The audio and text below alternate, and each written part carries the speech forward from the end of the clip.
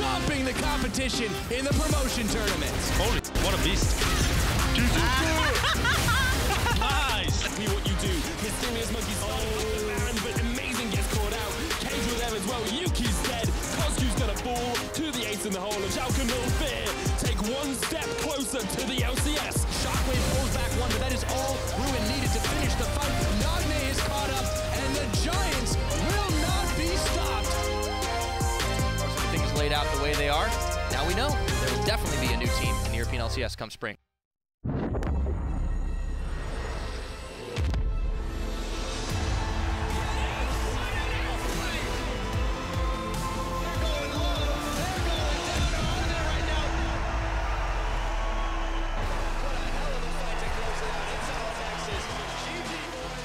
Welcome to the deciding week of the promotion tournament. Schalke and Giants are fighting to join the best in Europe, and after today, one of them will find themselves in the EU LCS.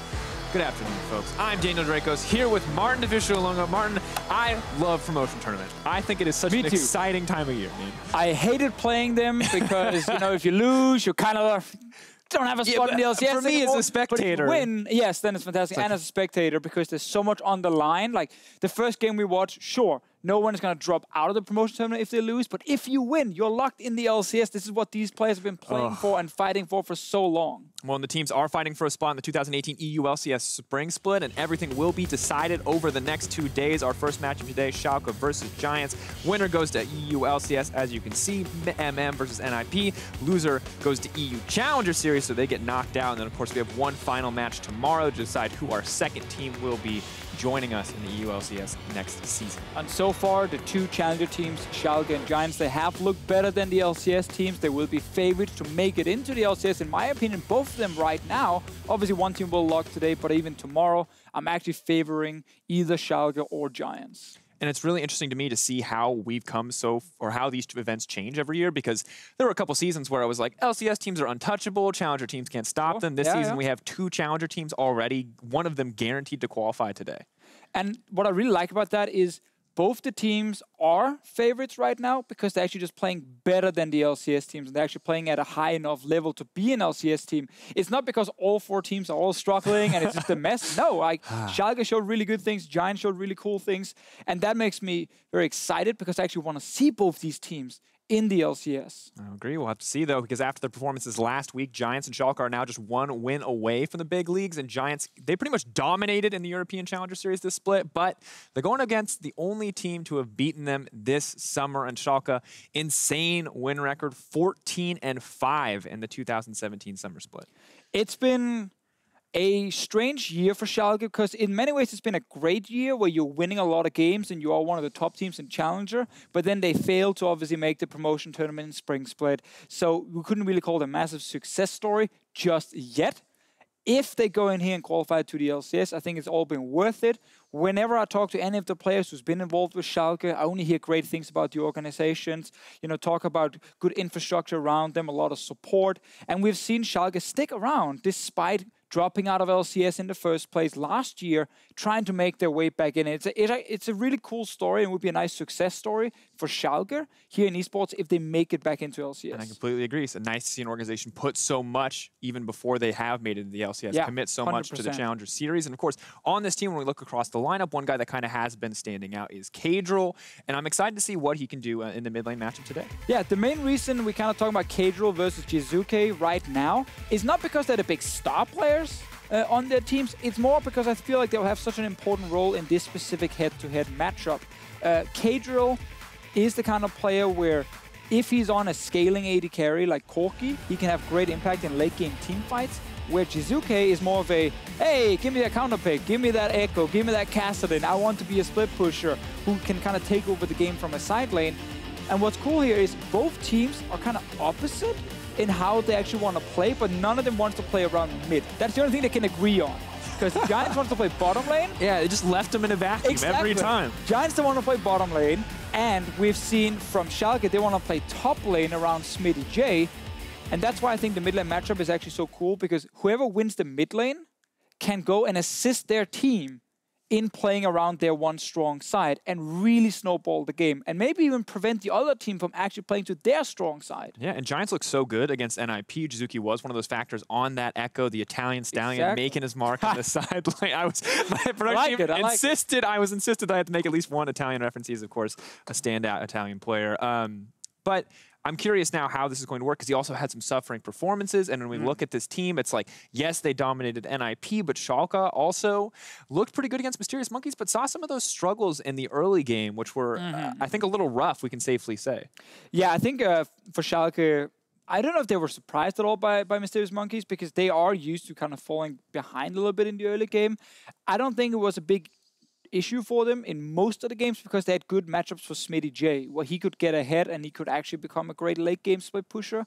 And then also the thing I really like about them is the late game team fighting and shot calling. We always talk about like Upset and Caedrel, I think are good team fighting carries. And I really like how quick they are to like go towards a Baron if they need to, pull the trigger to get back into the game. And that kind of comeback mechanic and late game macro is extremely valuable in the current meta, where we play a lot of team fighting comps against each other. All right, well, we set a lot of expectations. So before we get into the series, before we send it over to the casters, I want to hear your prediction. Who is actually going to take it? Schalke, we've seen that they can fall behind early. Giants, we've seen that they can take a lead and win a game. But ultimately, who do you think is going to be more effective in playing their style and coming out with the win today? So I really like when Giants play around the bottom lane, where they have the star AD carry. But I think this is something that Schalke should be able to predict pretty easily. I think Schalke should be able to draft a fairly safe bottom lane that doesn't try and play aggressive like we've seen from them before, and then focus on Smittyj top side and see if he can get an early advantage on a split pusher. And due to that, I actually think Schalke will win this series. I also really favor Caedrel's late game on these things like Corki to try and win some of these late game fights versus the 1-3-1 split push comps of Giants in the current meta, where I think the 1-4 team fighting drafts are better. Well, give me the score then to round it out. 3-1 for Schalke. All right, well, we'll find out. His spot in the EU LCS is on the line in this series. Let's find out who gets it as we send it over to the casters for game one. Wow, that was not the quickest of predictions, Deficio. Hello, everybody. I'm Trevor Quickshot Henry, joined on the desk by James O'Leary. He's setting us up for a potentially long day. That's all. Could be 10 games in a row if all best of fives go to 5 games today. We can only hope. We can only hope.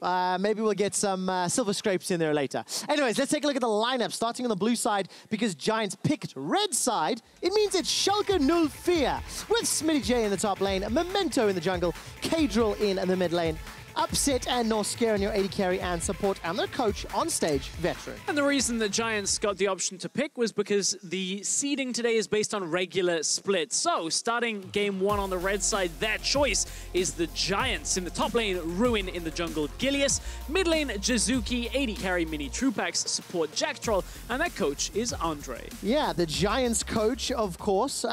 Giants have just looked fantastic all summer long.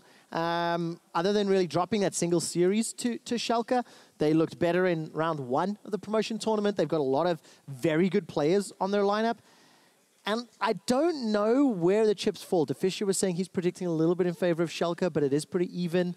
It's a difficult series to call, isn't it, Stress? It is a difficult series, but I think there are some standout players that we haven't touched on yet that I think will be highly influential. And one of them on the Giants lineup, minitroupax. We've talked a lot about him in the first round of the promotion tournament. This is a guy really making a name for himself right now.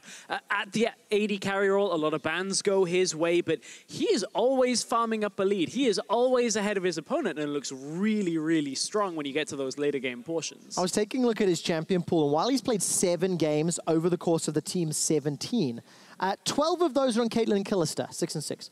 But then the next 4, he's only played them once and not died a single time. Like, phenomenal stats, phenomenal performance, and minitroupax is one of the more exciting AD carries to come out of Challenger. Absolutely. I was even talking to him a little bit before the game, saying, hey, we're going to see the Misfortune, one of those picks you were talking about. He said, well, if they target me, I might have some spicy things picked up here and there. Wouldn't give me any indicator, of course, because this is such an important series. A win here puts either team into the LCS for 2018 spring. Yeah, you're talking about spiciness. Gilius himself, one of the masters of spice in Europe, of course. Let's see whether or not some of his predictions will come through.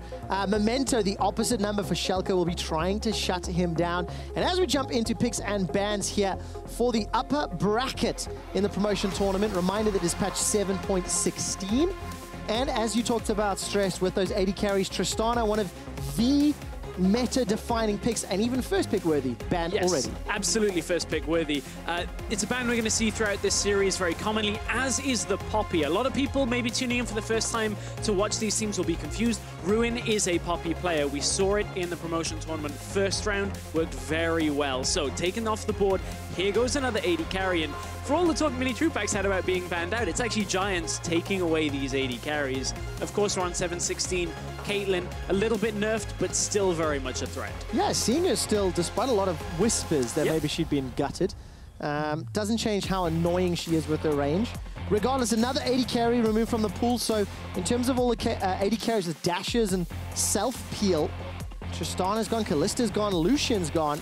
Where does this go for Schalke? So we got a lot of junglers like Elise available here as this first rotation if Schalke were wanting to look that way. The Lucian was a pick that Jizuke struggled with against NIP last week. So it's a mid lane ban taken away now from Caedrel. Obviously does have impact down in that AD carry as well. Yeah, and of course with more of those ADCs not being able to jump out of engages, Jarvan always goes up in priority, something that we saw come to fruition in the LCS a lot last weekend. So Jarvan for Schalke, Galio, Elise for Gilius and Ruin, most likely, but could go mid. We have seen so many Galio bans on 7-16 already because of how strong Galio can be now that the matchups are a little bit weaker on the other mid laners that got banned. You look at the Orianas, the Syndras of the world that had these nerfs, on 7-16.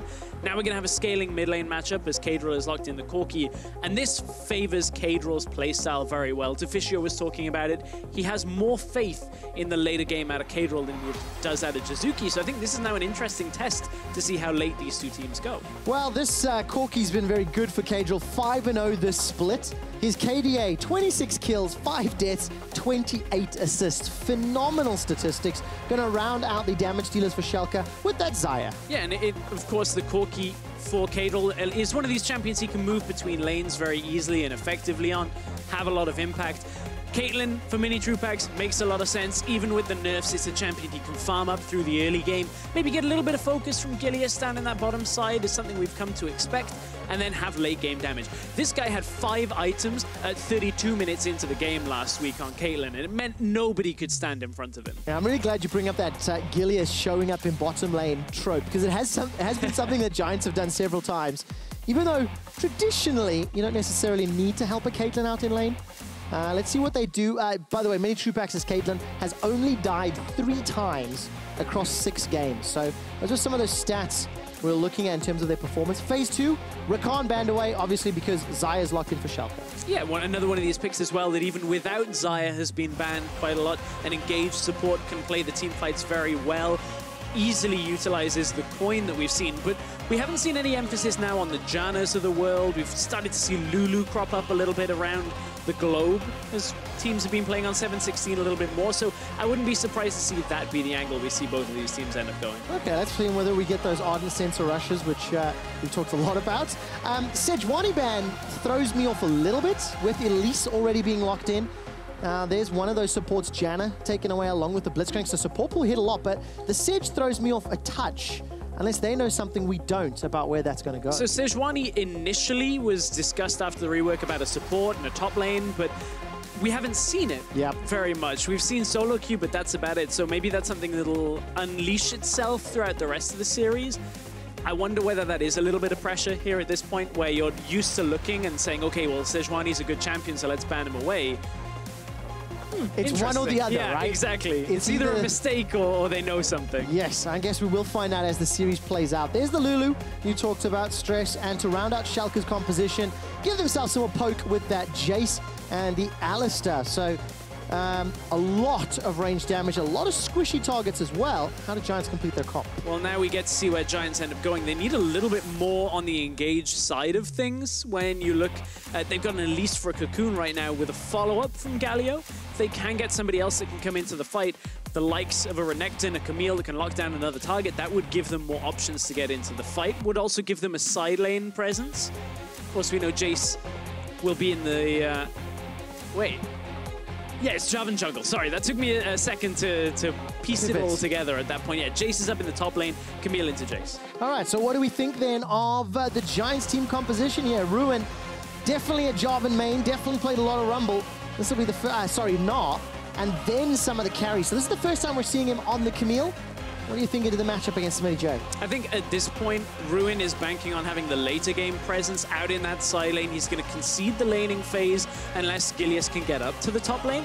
And at that point, they need Ruin to be such a strong facet in the side lane, because with the Galio in the mid lane, the Caitlyn that's waiting for damage on the bottom lane, there is a little bit of a risk at play in the Giants' composition. It needs to go later on into the game before they can get themselves rolling. On the other side of things, the composition from Schalke a little bit more rounded, but still good scaling here. It's not like Giants get to the late game and they win, right? You've got a Xayah, you've got a Corki, a lot of poke threat with dive on top of it as well. Jarvan, Alistar goes hand in hand. Oh, it's going to be such an interesting game to play out. Schalke's comp maybe comes online a little quicker, like you were mentioning, Stress. And I want to see how coordinated they can play with this Jayce, not being that traditional front line. So this is for a spot back into the European LCS. Schalke knocked out last summer, where they have been in Challenger now for the entirety of the 2017 season. In spring, Giants were knocked down to the Challenger Series, and they've never looked better. I'm not going to keep ramping up the hype because we do have a very brief pause. I can see a few players just chatting to the refs on stage. So once we get some more information on that, I'll share with you. So this is starting to look a little bit more characteristic of the teams that we were expecting coming into this. When you look at these team compositions, to go on Schalke a little bit more, they like to draft these quote-unquote losing bottom lanes where you don't have the early game presence, you don't necessarily have the push, but that scale very well into the game. Upset Norskeren, very well equipped at playing from behind. That's what we saw from them regularly. We did see them start to move a little earlier in the game with the Varuses of the AD carry world, but still, I feel like this is where they'll be the most comfortable, and I think that's why Schalke drafted this way. Well, we'll see how well they handle themselves. It's Upset, in fact, that called the pause on the side of Schalke. It is a query regarding the masteries and runes that were loaded up with. Upset believes he may have loaded with the incorrect one. So while our league officials and referees check the footage back and double check exactly what he has loaded up with, we'll get back to you with the review. But like you said, a little bit of those nerves, a little bit of the pressure. Now, luckily for both of these teams, it's double elim and they're in the upper bracket. Right. So today's series, the winner auto-qualifies. They're in EU LCS next year. The loser has one more shot tomorrow, but you don't want to go to that last match where the pressure's really, really high. Exactly. Being in a situation where one win and you're in, you don't ever want to drop back down. So I think, I like that you're talking about pressure, because Upset was a guy that maybe felt the pressure back in spring. Now, this is a storyline that has kind of lost a lot of its edge because Upset has grown a lot throughout the summer split, hasn't shown us any kind of nerves or pressure. But I think when you look at the growth of a player, Upset hasn't yet played in the LCS, and I think the fact that he had one setback in spring actually makes him a stronger player to get into the LCS this time around, because now he knows what he's playing up against. Yeah, definitely the case. And, you know, going through those trials and tribulations, it can only help in the grand scheme of things, looking at guys like Gilius, like Memento, who have been all sorts of ups and downs over the course of their career, but still arguably in the ranks of some of the best in Europe. You know, they're still competing. I do have a quick clarification. The cause for the pause, Upset has loaded into the game with a Fervor of Battle as his keystone. He has informed league officials he believes it should have been Bloodlust. So that's what they're checking back. The referees have the ability to look back at the players' PCs and just double check exactly what is happening. So once they have run through that, we will let you know what's happening. Obviously some more water for the Giants guys. Oh, you have to. Have to indeed. Trick always stays hydrated, the G2 water boy, as some have come to call him. But this man on your screen on the far left, Gilius, is one of the more entertaining, definitely takes the showmanship to a new level, and is never afraid to share his thoughts on a matchup or a game or the state of the league. Sometimes his own worst enemy as well, because Gilius, the meme is that he talks a lot of trash and then sometimes doesn't always live up to the hype. The thing is, we're always in for an explosive jungle matchup here, because Memento is very much the same. Whenever we've had a Memento in an interview, in articles, Memento's always talking a little bit of trash himself. Always very fun to watch. And these guys, I think, very similar in the way that a lot of people underestimate them for a while. And they had a couple of setbacks, and now they've become more well-rounded players. I think that was the real forging of Challenger this split, was you took players that maybe could only play a carry or could only play the early game. and you rounded them out. Now they're playing tanks, they're playing later game, a little more strategic focus. And I think that has been one of the real additions to both junglers and both teams overall. Yeah, and we'll see whether or not it helps them out. Stress, I have heard from the production team, the information being relayed from league officials, that Upset did misclick. And as it was player error, we will be playing through and we will not remake the game. So some of those nerves, some of the pressure may be getting to the guys. Now, admittedly, of all the mistakes to make, that is not the worst of them. Loading up with AP runes and masteries could have been much more damning. Right, I think for Upset though, this will obviously be a little bit of a moment where he has to maybe reconsider a couple of exchanges. It will give him slightly more damage at certain points with prolonged trades. However, he doesn't have that sustain to rely on anymore. So that is the impact of this runes and, well, the masteries misselection at this point. So we're early on in the game, we already kind of laid the groundwork. Upset and Norskeren should theoretically lose the laning phase. Against Caitlyn, Lulu, very difficult to deal with in the lane. And we'll see if Gilius revisits that bottom lane again, because that's where he likes to spend time. They like to bring Ruin down to the bottom lane as well. We'll see whether or not Ruin can handle this matchup as well. First time on Camille this summer. And obviously with the Elise, we always talk about it. It's one of the oldest stories in competitive league. Where will those early ganks go? How successful will they be? And how much of an advantage can Gilius give one or more lane? There's 2 teleports for the Giant squad versus the single on Schalke. So they're going to have some of that side lane pressure as the game plays out, and those parties decide to erupt. Almost always in the bottom lane if you're a Giants fan. At this point, that would be the best thing that could happen for them if they can get the Caitlyn ahead from minitroupax. So you just saw both junglers starting on the bottom half of the map. Corki and Jayce went actually in to check the Raptor camp just to ensure that there was nobody on it as the game opens back up once again. So if Gilius can get himself into the game early on, that would be a good benefit. It's always now to do with how the lane pushes, especially in the middle lane now, for if we see one of the junglers invade. Jizuke on this Galio shouldn't have a lot of trouble against Caedrel. Both of these champions received nerfs on 7.16 that we've seen have an effect. Caedrel, his base AD got lowered, a little bit less harassment in the lane that he can output up against Jizuke. But Jizuke's changes for Galio were on the ultimate. The cooldown increase later on in the game, that's the focus where that's going to be. Also, the amount of damage reduction applied to the ally. So early game changes don't really affect the Galio in a negative way. Ooh, the Cocoon not finding a target means Memento is going to fancy this trade. Gilius goes into Spider form, repels to the Blast Cone, and is able to escape. But what a difference that Cocoon could have made. Exactly. That's always the fear with an Elise. If you miss the Cocoon, suddenly your trading potential goes through the floor. You don't have enough damage. But look, Memento now was spotted.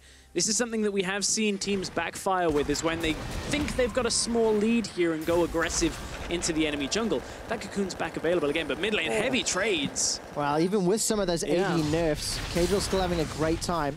Obviously, Jizuke needs few items before he can stand toe-to-toe with Caedrel, get a few more points in that queue for wave clear. But looking at the minimap, Stress, vision triangle setup for Schalke inside Giants half of the map. There's that ward spotting out the Krug, so Memento's going to move in and try contest. Yeah, Memento will try and just at least push Gilius back away, but now we got this bottom lane trade that all stems from the fact that Giants are trying to push this lane as much as possible. Jizuke's teleport actually allows him to drop in health and drop in CS somewhat, because it'll be offset by this Caedrel having to run the cleanse against the Elise. Obviously don't want to get caught out in that middle lane too frequently. And that's where Jizuke will actually now stabilize a lot of this matchup. 3 ticks on the Corrupting Potion still left. Now has the Dark Seal to augment that as well. Should allow Jizuke to stabilize for a little bit longer, get to that level 6 point, and start looking to make plays across the map. Yeah, make plays across the map. We can see the duo lanes trading. Somewhat as expected here, the Caitlyn Lulu bullying the Xayah Alistar, and minitroupax versus Upset. Definitely 2 of the very exciting AD carries in Challenger at the moment, and 2 of the guys who are really showing up at all stages of the game. You can see great KDAs, damage percentage heavily in favor of minitroupax for his squad as one of the primary carries, Stress. And that was a big addition to Giants in the first round of the promotion tournament. This extra damage, typically minitroupax does a decent amount, but this is a carry potential, and he really has stepped up where it is important.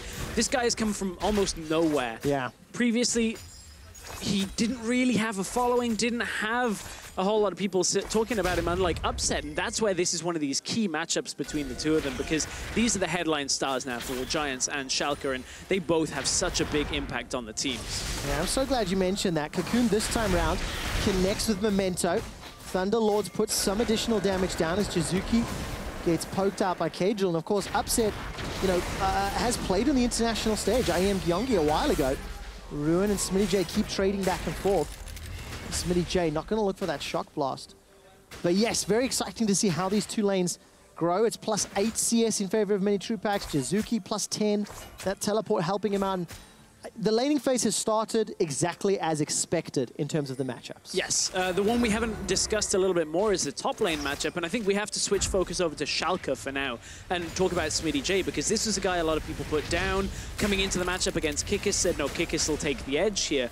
But this is a guy that dominated Kikis, even with Amazing spending a massive percentage of time up in the top lane in their series against Mysterious Monkey. Smittyj just outperformed and has been such a good threat on Schalke's side that he has been able to open up games. Mid lane is where the real threat now is. Oh, a real cheeky juke from Jizuke. Uses that Justice Punch to sidestep the knockup. Really just cool, calm, collected. Not worried at all. And to go back to that Smittyj point, I mean, he has been one of the primary carries for Schalke for a while now. Yeah. And showed up big time last week in the series that went all the way to 5 games. Yeah, of course, pulled out the Jax a couple of times in the matchup. Side lane threat was very empowered by Schalke. Now you look at this matchup, Jayce into Camille. Jayce will have the early game impact. I'm now interested to see how this Bramble Vest affects the matchup, because top lane is where we've started to see more Bramble Vest than ever since it got released. This should reduce a lot of the damage that Smittyj is going to put out here and maybe make it more difficult for him to push. But a Bramble Vest alone won't give Camille the ability to push the side lane. You still need 2 items on top of this to really take control. So Ruin needs to wait longer in this matchup before he'll be able to push Smittyj back out. Let's see whether or not he gets the time. Because, of course, now Caedrel's level 6. Going to get access to that package fairly shortly and then start moving around the map. When you combo that with a Jarvan or an Alistar, depending on which lane you want to combo, there's a lot of damage that can come down. And for Giants, if they're caught napping, that's where it goes down. So, as we get closer to 8 minutes, it's a small gold lead for Giants. They've got themselves CS advantages in 2 lanes. +10 CS for Caitlyn Lulu. It feels good, but is it good enough? That's the question I'm wondering. In Giants' minds, it is good enough, because they're ahead in the laning phase. They're creating pressure on the bottom lane by pushing out. They haven't been punished even for a summon or anything in this laning phase. They need the Caitlyn to just slowly farm up to get as many items as possible before the fights. The one thing Schalke need to do to upset this is get the Jarvan ultimate on minitroupax. Get that flash and do it again. That's the key factor, is a lower mobility AD carry like Caitlyn must receive that kind of pressure in fights. Otherwise, Galio will peel, Lulu will peel. Even Camille, if she comes to the fight, will be able to at least provide a front line. Let's see how effective minitroupax's 90 caliber net will play out. Unfortunately for Giants, it is a Cloud Drake as the first dragon. A lot of those Gilius ganks to the bottom lane then follow on to dragon plays. That's not the most valuable. Hearing a lot of calls as Gilius gets jumped on. He's going to be able to flash over the wall. Repels to the dragon and get dunked for first blood. Gilius was trying to get towards the bottom side, but look, Schalke just follow up, multiple flashes used, but they know it's all for this first blood. Now it gives them full control over the bottom side. You saw the wards that were already there to spot Gilius out. Giants play right into Schalke's hands. Man, that was just instantaneous flashes. Memento and Norskeren completely on the same page. So first blood to Schalke in the upper bracket here of the promotion tournament. Memento will go very low to Dragon, but will smite it for some HP and pick up the first Drake of the game at 929. while Ruin, with his Bramble Vest, still gets chunked down to 55 HP. Maybe without some of that extra armor, that might have been a whole lot worse for Ruin. So I want to praise Schalke on the quick reaction from this. First of all, sadly we don't have a minimap, so mid lane is getting pushed out by Schalke here, so they know Gilius is pushed too far up. That allows the roam from Caedrel, the roam from Norskeren, instant double flash right on top of the spider. Maybe a little bit overkill, but still, it's first blood at this point. Schalke get the kill, get everything that goes with it with the dragon as well. All comes from the fact they had mid lane pushing. It just looked so good to see Jarvan coming down with a Cataclysm and the headbutt pulverize combo from Norskeren. There we go, the Cataclysm. I like that one. Stress, I have a quick stat for you. Just because it's teams I'm not super familiar with doesn't mean I don't have some interesting ones. Did you know that when Schalke get first blood, they have an 88% win ratio? If you didn't, I just told you. Now, that's a little bit of a fudge stat because this is a team that is 14-5. They got a pretty good win ratio anyway. But yeah, I mean, it's a good start to this matchup, and Schalke then take the lead.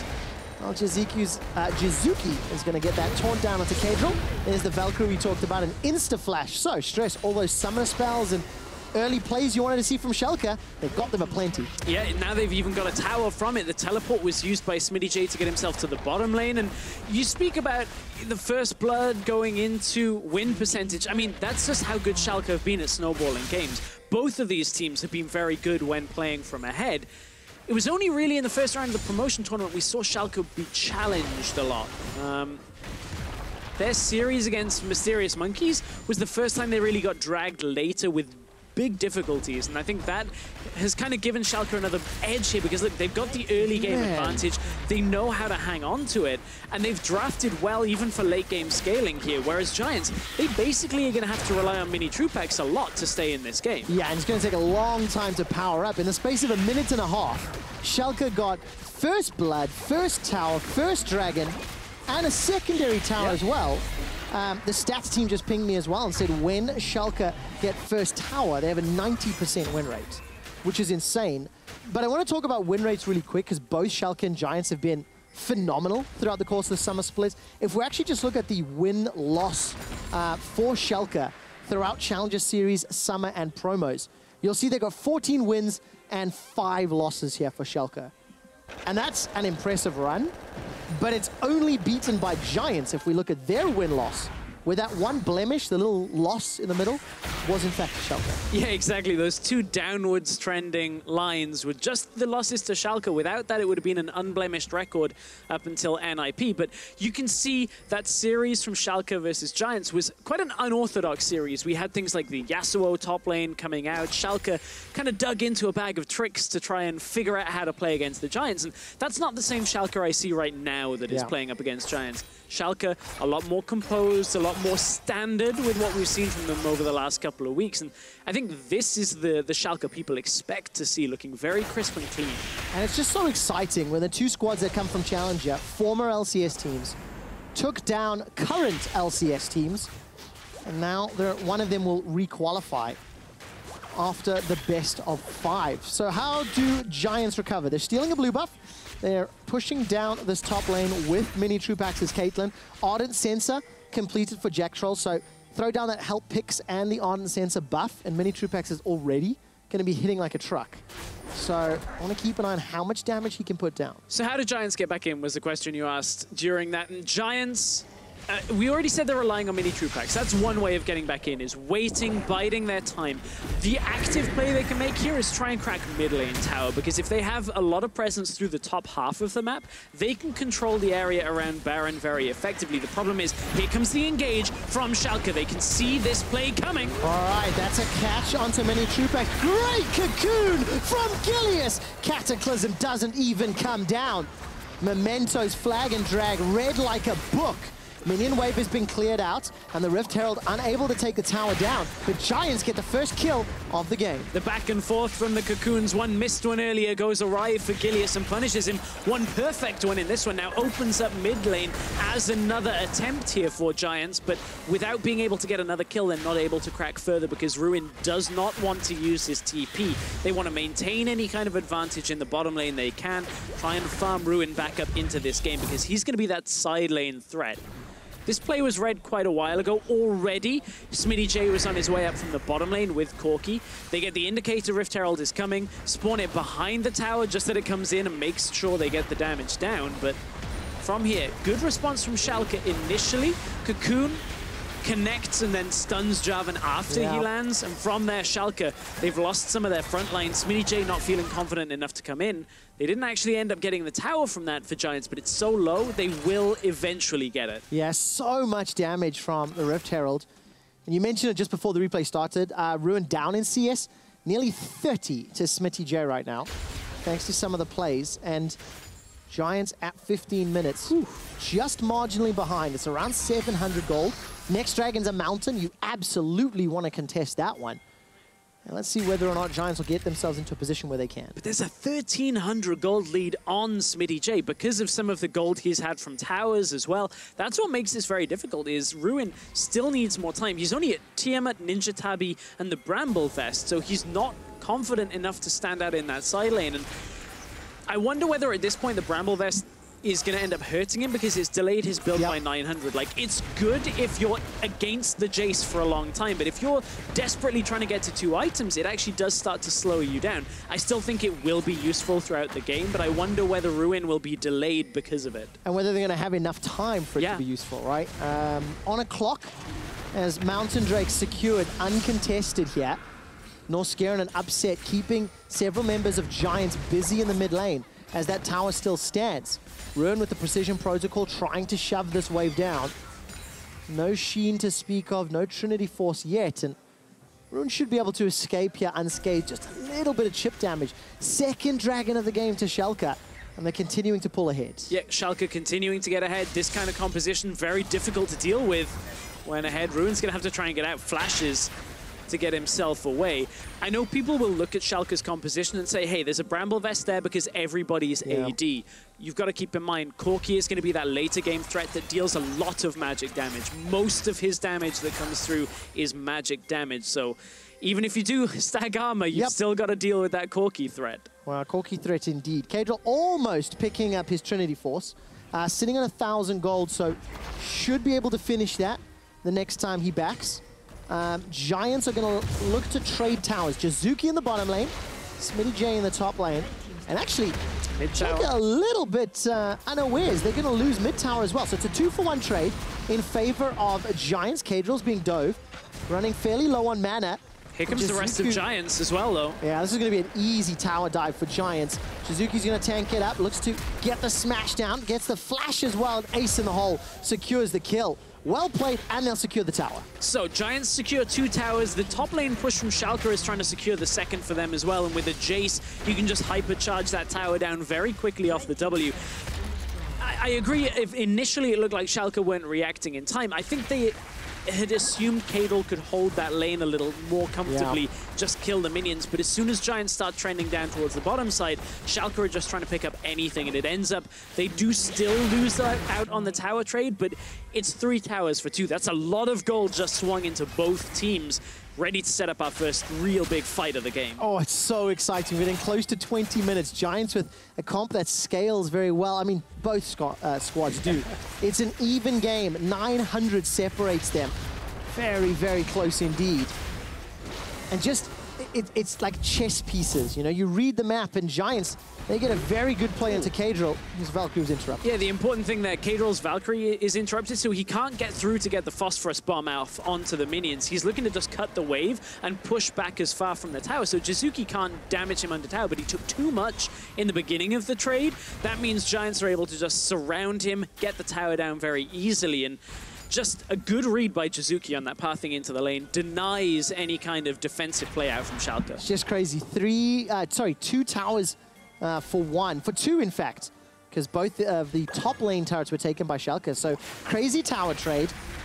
Kills secured by Giants. And now we're moving into the mid-game. All right, minitroupax, 1 kill, 1 assist. Infinity Edge, rapid fire cannon, and a Lulu for support. The first makings of Trinity Force for Ruin, while Caedrel's got his upset, working towards that Essence Reaver. So the power spikes are coming in, slowly but surely.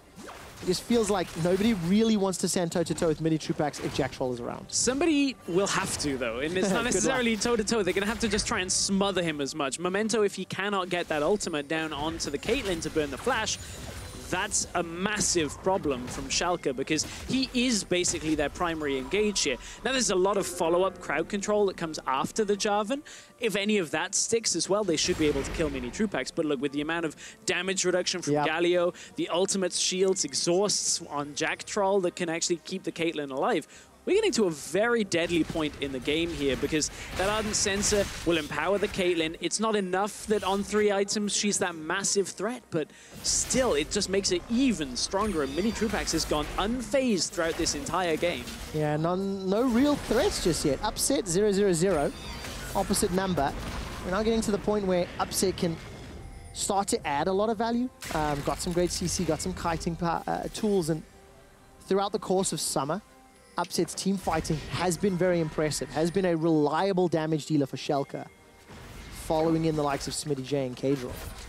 There's an interesting dynamic at play in this game with these two compositions that go later on, because Smittyj and Schalke will trade. Ooh.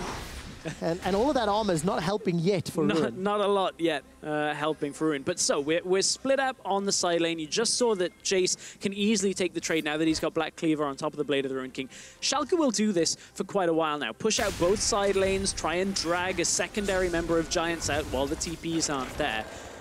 And that means Giants' composition is split up. If Jizuke's not in place, if Ruin isn't able to get to a fight fast enough, then minitroupax might not have enough survivability.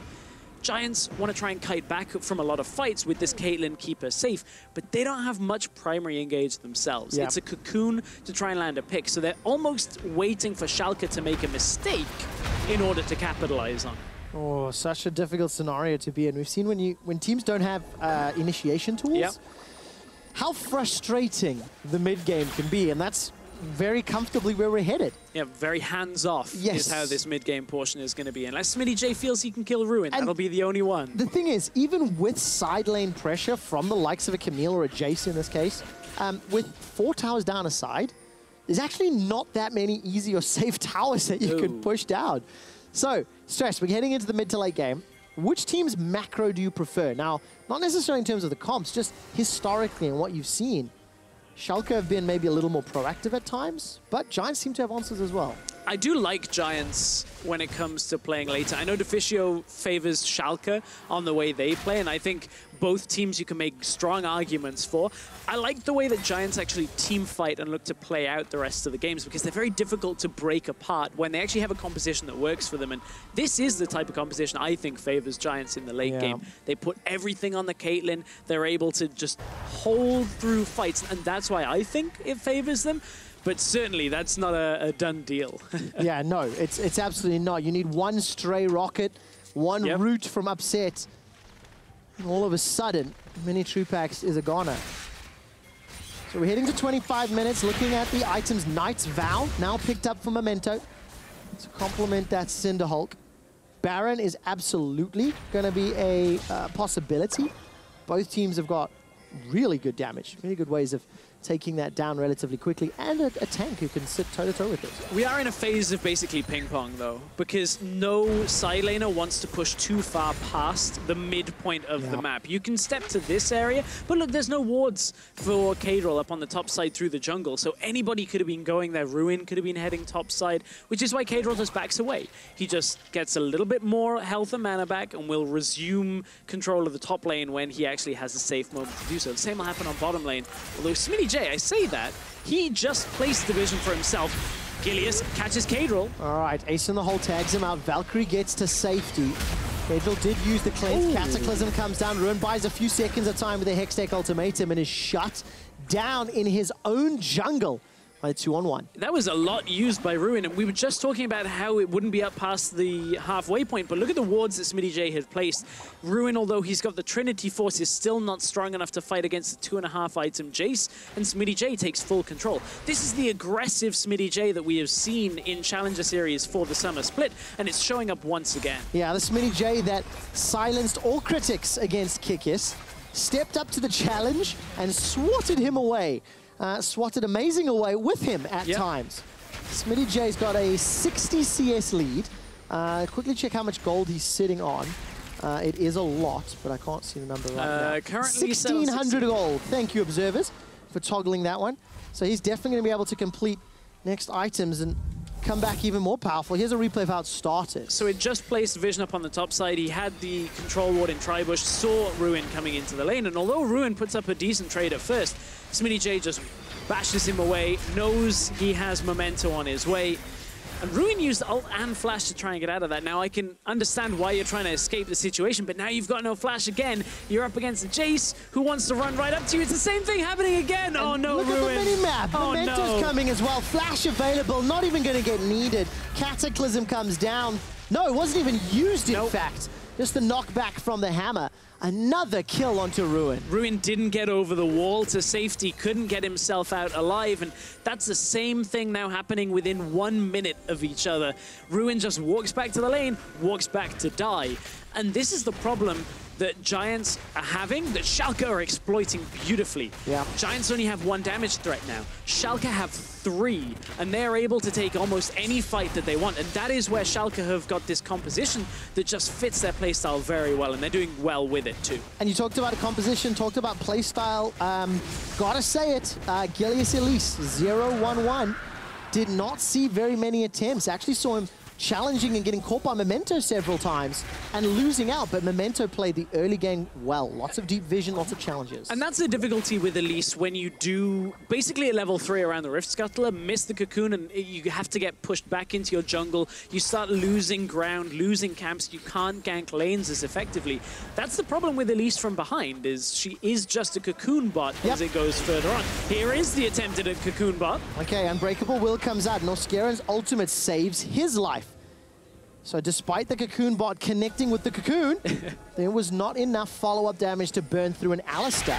So Giants continue to hemorrhage the lead. They're down 3 Drakes, and unfortunately for Schalke, the next one is yet another Cloud. Now, I say unfortunately, 3 Clouds and the ability to reposition between lanes, that's exceptionally useful when you are ahead and you're pushing this vision, much like Smittyj is currently doing. Especially when you got the Mountain Drake on top of it as well. It means whether you're Baron, whether you're towers, whatever you're going up to, you will get there and punish it very quickly. Now, there is a couple of more hopes for Giants. Gilius, cocoon does land. Remember, no Unbreakable, gets tagged up by the Glitzer Lance. Here comes the grand entrance from Jizuke, lands down. Featherstorm already used by Upset. No additional follow-up. Calls the blades backwards. Upset looking to sidestep. Ace in the hole is eaten by Norskeren, and the only summoner spells used, teleport for Smittyj, heal for Upset. Giants were a little fractured on that exchange, weren't quite following minitroupax on his attacks early on. Here comes the attempt at the re-engage. All right, flash away from Jactroll, the Winds of War, tagging up multiple members of Schalke. Do they fancy themselves a shot at the Baron? They know that they pushed away Jactroll. They know Gilius is low, and they're going for it. Yeah, Jizuke's going to try and get over the wall here, but look, Gilius is going to have to throw himself at this to try and steal.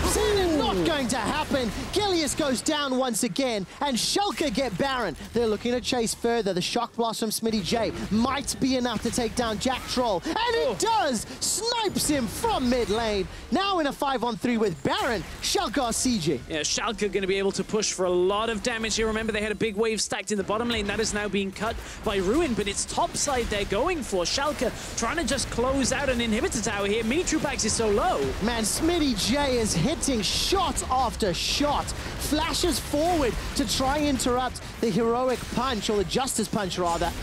Manages to throw down the W to finish off the inhibitor, and they back away. So Schalke got supers in the top lane. They're taking down the turrets in the inner mid lane. and they have a 5,000 gold lead as we approach 30 minutes. Schalke had maintained a lot of pressure on Giants leading up to this whole passage of play that meant, first of all, Giants had about 1,700 gold on each of their carries that they needed to get back and spend, but Giants hit the cocoon, got almost baited by themselves into a fight that Gilius dropped low from, and this is where we pick it back up for the replay. Gilius low, he does get the smite off on Baron, and it survives on 129 health. Split seconds between them. Remember, there's a 2-level disadvantage in the jungle that goes in favor of Schalke, so that was such a close steal attempt out of Gilius. minitroupax, he takes the shock blast, but it's enough to kill Jactroll on the side, and here's where Schalke are just going to be relentless. With the Baron buff, pushing on multiple lanes, Giants' only hope is minitroupax being in that team fight and putting everything on him, because he's got a lot of damage still, not even opting towards the Lord Dominic's, but still, he's the only real carry left in this game. Well, the man who does have Lord Dominic's is Smittyj, along with Ghostblade, along with Black Cleaver, along with Blade of the Ruined King. We're not even 30 minutes in, he's decided not to upgrade his boots because he's got 2 clouds.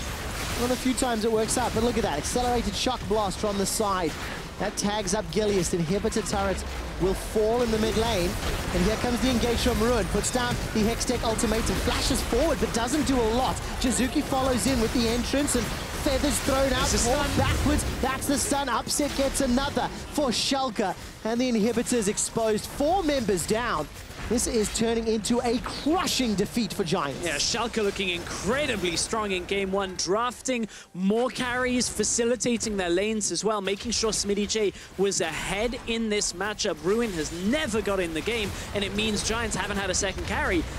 Not enough out of minitroupax and the rest of the Giants in game 1 to hang on. No, first rotation, Elise did not gank early enough. Last pick, not enough, and Schalke score first against Giants. Good performance out of Schalke, recognizing that if they can put top lane ahead, get Smittyj as much presence as he can possibly have on the game, then Caedrel in an upset will just be fine in the late game. They'll get there, they'll be able to take over. And that's exactly what worked out well. The man that helped score first, Smittyj, the last to leave the stage. What a great performance. Do you know, it just, in this game, it never felt like Giants got rolling.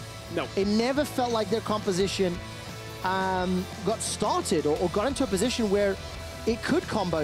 And I just have to call out Gilius again on that Elise. Didn't find opportunities. What was shut down by Memento? It's a little bit of both. I think a lot of that, it was shut down by Memento in the early game. And then when you have a losing top lane matchup, a scaling mid lane matchup, and a bottom lane that, while it is going well for you, is so far pushed you can't get things working. There aren't too many avenues available on the map. I think that's a game they'll look back and say, okay, maybe we pick the Renekton to win the top lane, try and take over, and then bring the Elise up. So it kind of was the composition, almost letting down the jungle strategy at the same time. And I think that's something they can fix for game 2. Yes, I agree with that entirely. It's something you mentioned, the laning phase for the first 10 minutes. It played out literally as scripted in terms of the matchups. What does this do for confidence now for Giants as a squad that, you know, they didn't really get started. They looked arguably better last week. They've had a better win-loss, but Schalke is the team that 2-0'd them. Schalke is the team that crushed them in the regular season. I think we might see Giants kind of go a little bit different on their bans here. They banned so many AD carries. Yes. They even banned the Lucian coming out here. I wonder whether they'll take away something like the Xayah that we've seen out of Upset a whole 3 bunch. AD carries, 2 supports. I mean, all 5 bans to the bottom lane, and Upset wasn't the reason they lost the game. And the difficult thing now, really we have to look at it, is the likelihood now, we have got a couple of minutes before sides get locked in. It's Schalke's selection. Right. Schalke will likely pick red side here. They will likely then pick for top lane and give Smittyj a good matchup. We saw it in their series last week, so that's what they're now dealing with. Yeah, that's right. Giants, they picked red side this game, it backfired. So Schalke, they're on their way to grabbing a seat back on the ULCS. Here's Drakos and Deficio for more in game 1. Thank you very much, Quickshot. The first thing that we want to take a look at is picks and bans, and specifically the strategy that Giants put themselves into, and that, of course, is going to come down to, as you mentioned, the Elise pick coming in defines a lot of what the team wanted to do in the early game. Martin, I know you had some pretty strong thoughts on it. Well, obviously, we know what Elise wants to do. You know, get laners ahead in the early game, and you need to be super active. And you need to pick the correct lanes to play around. And this is where I felt like Giants' comp went against the playstyle of the team. Because when they pick Elise and then the Camille top lane, that's a combination where you need to play around the Camille. It's not a great matchup against Jayce on its own. You have a bit of gank setup with the Camille stun and then the Cocoon. But when your jungler is then spending all his time on the bottom side, then this draft doesn't really connect with what you actually want to do as a Giants team. And we have to give some credit over to Memento. He did play a very aggressive 100%. early game to shut down any kind of level 3 early support ganks. But at the same time, we saw Gilius almost immediately, once one gank failed top lane, just go, okay, I'm never going back. We're going to bottom lane. It's never going to happen again. And that led us to kind of our first blood setup where we're like, Gilius playing on the bottom side, maybe when it wasn't the right choice. As we get that replay up, we can look at exactly what went down here and why kind of some of these issues appeared. Yeah, so what's very important to look at is how up in the mid lane, just top of your screen, notice how it's the Corki actually pushing the Galio. This means Gilius does not have a free pass into the jungle because his mid laner can't follow properly. His own bot lane is also really far away, so this invade is kind of like what I like to call really high risk and very low reward. Because the greatest reward you get is you kill a control ward. That's about it. So he's basically on the bottom side dying. Meanwhile, this is happening top lane. Remember how we said this Camille would kind of struggle against the Jayce? Might need a little bit of support there, yeah. Yeah, this kept happening over and over and over. And we saw the Bramble Vest come out, and when you're a Camille and you have to skip your Tiamat or your Sheen in the early game to itemize Bramble Vest because you are so far behind, it feels like there's really no options left for you. Why not just pick a tank then?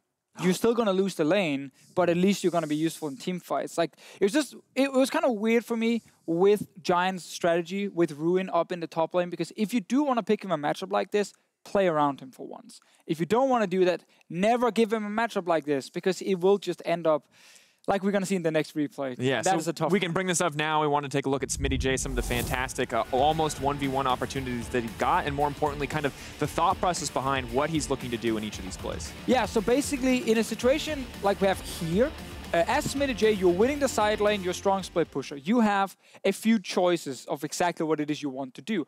There's one choice, which is call over your jungler and try and kill the guy you see right here, this little split pusher. And then you try and hard push up this top lane. At the bottom lane. The other option is when you have a push like this one, you start moving towards mid lane because there's still a mid lane tower over here you want to kill. And when this guy can actually move and appear behind them and poke them and force them off, they need to back away and you can kill the mid lane tower. So there are two really good choices because Smittyj is winning. He goes for the I want to be the carry choice. So when we roll the clip, you're going to notice how it's Memento who's been called from the mid lane to go join Smittyj in the side lane and then try and punish Ruin for feeling that he can actually push almost to his own tier 1 tower. Jesus Christ, disrespecting the Jayce. And obviously he ends up getting destroyed 1v1 and then Memento secures the whole thing. Nothing you can do, even with the Hextech ultimatum, not a lot of options yet. And of course, this wasn't the only 1v1 that came out. We want to take a look at the second one as well, and specifically one of the really strong micro interactions that when Jayce gets ahead, he can abuse so aggressively. Yeah, notice how Smittyj is not using his E in hammer form just yet. He's like, there's one thing I need to interrupt, and that is the Camille jump. When she, connects to a wall and she wants to appear on the other side, you can interrupt that as a Jayce. That's one of the reasons I really hated this 1v1 for Ruin, and I felt so bad for him. So when we roll the clip, you're going to notice how Smittyj has been saving it. Bam! Smacks her right there. She gets stopped. She can't get away, and she just doomed. You try to hope for the best, but at this point, you're bleeding out of your top lane. It feels like there's not a whole lot of options left for Giants now as we look forward to Deficio.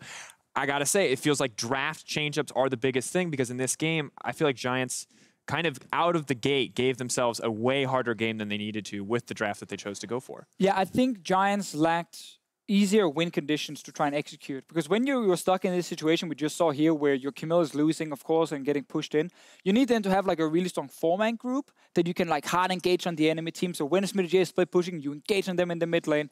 They had things like Lulu and Elise. Like, there's no hard engage here. So they couldn't even start a fight. There's one Cocoon, Martin. Don't you ever say There's one Cocoon. That's it. They could not start a fight anywhere. So they were just losing in the side lane and going even in the mid lane without really applying pressure. And I actually think Giants played okay despite the tough comp they had.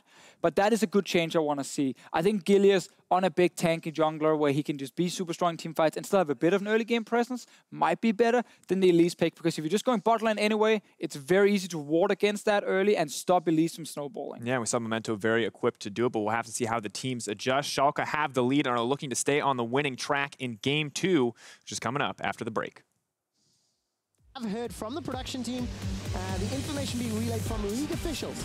That upset did miss a click.